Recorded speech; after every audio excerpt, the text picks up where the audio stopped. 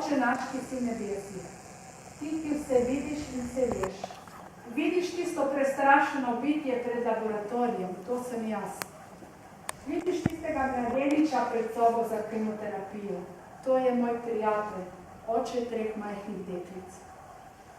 Posvečeno bodi tvoje ime. V kapeli pred mozaikom Marije na Onkološkem sem pokleknila in v solzah prosila, naj gre ta kelih mimo mene, naj ga nosi tisti, ki je močnejši, ali pa meni nakloni moči, da ga dvignem na svoja šibka ramena. Pridi k nam tvoje kraljestvo. Daj nam občutek za bližnjega, za bolečino sočloveka. Daj nam moči, da ne klonemo. Daj nam pomoči dobrih zdravnikov, predanih prostovoljcev, bližnjih, ki jim ne bo vseeno, močno družino, da nam bo upala. Zgodi se tvoja volja. Naj se izpolni tvoja volja in ne moja. Če me potrebuješ tukaj in zdaj, sem ti na voljo.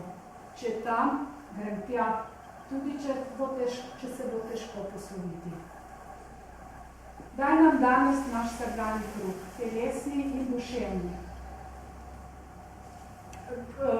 Telesni in duševni bolečini zaradi bolezni se je pridružila tudi revščina in izključenost. Izgubila sem delo, podpora je majhna, zato te moram prositi tudi za vsakdanji kruh. Odpusti nam naše dolge, kako tudi mi odpuščamo svojim dolžnikom. V letih zdravja mi še na misel ni prišlo, da lahko zbolim tudi jaz. O raku nisem hotela nič slišati, živela sem nezdravo, o bolelih sem iz strahu obračala glavo. Zato mi odpusti dolge do soljudi, do sebe, do lastnega telesa, ki je zdaj izstavilo svoj račun.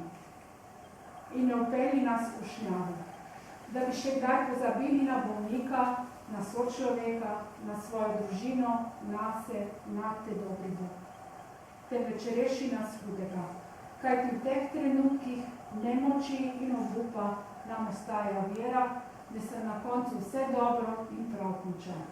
Da si ob nas ti, nam daješ moči in tolažbe in nas boš ob koncu sprejel svoj večni ognjen nebesni.